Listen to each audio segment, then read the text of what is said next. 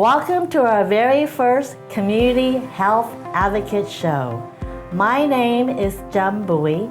I am the Outreach Program Coordinator and Navigator for the nonprofit Asian Pacific Community in Action, or APCA. APCA is an organization that advocates for better health for Asian American, Native Hawaiian, Pacific Islander communities in Arizona since 2002.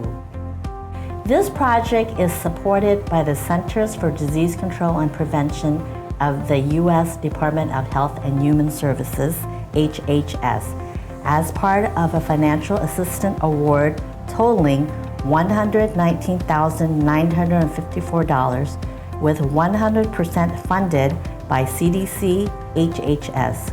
The contents are those of the authors and do not necessarily represent the official views of nor an endorsement by CDC, HHS, or the U.S. government. Starting off, the Community Health Advocate Show today is Dr. Prakash Kotecha, who will be updating us on COVID and COVID vaccination among children, where it's okay to have questions. Dr. Kotecha is a health specialist with us here at APCA. He has degrees in MD and a master's in community health. He has extensive experience in public health and is part of our own APCA team since 2016. Thank you, Dr. Kotecha, for being here today. Would you please give us an update on COVID's impact on children? Thank you, Cham, for this question. COVID in children has been neglected because when 2020, the epidemic started in this country, only adults got COVID, and experts and community, everybody believed that it is a disease only among adults and senior people. After the lockdown, when the schools reopened and COVID cases started occurring in the school, we realized that it is also common among children. By now, from starting till date, 13.6 million children have been diagnosed with COVID-19, and this is a huge number. If we look to the total data of 85 million cases, children form about 15 to 18%. If we look to the recent data, out of this 13.6 million, 5.7 million happened only in this year, 2022. And the hospitalization and deaths have also been recorded, which signifies that children also get COVID and can get serious disease and even deaths among them. What information can we share with people about vaccines for children? Okay, COVID vaccine came first for adults, and it took some time before children also got them. But by May 2021, the elder children, 12 and above, got it. By October 2021, children between 5 and 11 also got it. So 5 to all adult age, vaccine was made available by the October 2021. As we look to today's data, which is like 8 months, the vaccine coverage we would have expected to be very good, but is limited. And vaccine coverage for children between 5 and 11 is as low as 27% in Arizona and 30% in the country. Elder children are slightly better, but we definitely would expect much more vaccine coverage. And vaccine coverage has remained low. Vaccine is safe, vaccine is effective, there is nothing to fear, and vaccine is totally free and made available at every place. So vaccine coverage should definitely be better. That is great information. What about children under 5 years old? Okay, the parents of younger children were waiting very keenly for almost 2 years. And finally, on 15th of June, some few days back only, the FDA has approved vaccine for 5 years, 6 months to 5 years age as well. And Pfizer and Moderna, both vaccines are approved now for all ages 6 months onwards. The children between 6 months and 5 years will have 3 doses of vaccine from Pfizer or 2 doses of vaccine from Moderna to consider them completely vaccinated. Thank you so very much, Dr. Kotecha, for those valuable COVID updates. Dr. Kotecha will talk about vaccination in our next episode to get ready for back to school. Thank you very much, Dr. Kotecha, for those COVID updates. We very much look forward for you to come back in our next show and talk to us about vaccination for back to school. Thanks again. My pleasure. Thank you. This is our very first show, which we are calling Community Health Advocates, kicking off the summer of series of healthcare topics with different health experts. And sitting here with me today is Ms. Zeenat Hassan, the Executive Director of the Asian Pacific Community in Action, or APCA. She will talk about the history of APCA and its role in improving health in our communities. Hello, Ms. Zeenat, welcome. How are you? Hi, Cham. I'm good. Thank you for having me. I'm really honored to be the first guest on your show. Oh, we are honored to have you. Would you please tell us about the history of APCA and its role in our community, Zeenat? I would love to. So Asian Americans and Pacific Islanders have been a part of Arizona history since before statehood. Statehood was 1912, if you remember. And we've been in this state since the 1800s. And so it really wouldn't be fair to talk about the history of APCA before talking about some of our early pioneers like Dr. Pearl Tang.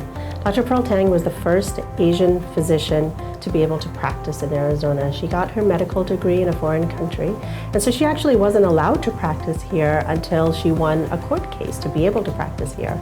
But once she did that, she really changed public health in Arizona. She started pop-up clinics all over the state in places where there were high death rates for mothers and babies that were being born. And after this work, it was amazing. She really changed maternal mortality and infant mortality in the entire state of Arizona. And it was an unmatched story anywhere else in the nation. And there's a great story about her in the Arizona Republic. There's also many community stories about Dr. Pearl Tang. She was well known in the community, and she was a very passionate community advocate.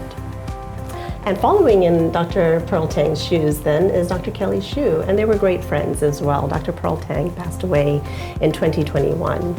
But Dr. Kelly Hsu started APCA in 2002 with the same idea in mind, to address a difficult health issue that was affecting the Asian American and Pacific Islander community in Arizona.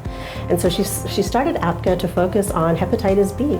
Hepatitis B is a very serious disease that kills people without them even knowing about it, without them even knowing that they have it. And so APCA started in 2002 with these clinics that would test people and vaccinate people for hepatitis B.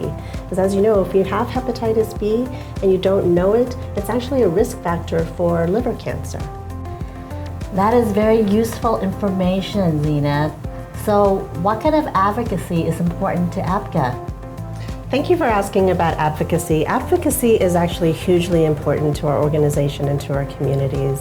And when we say advocacy, we talk about gaps in our healthcare system. That means our healthcare system isn't shaped for our community. And some of the gaps that we see are in data, for example. The kind of data that's collected about our communities is not accurate.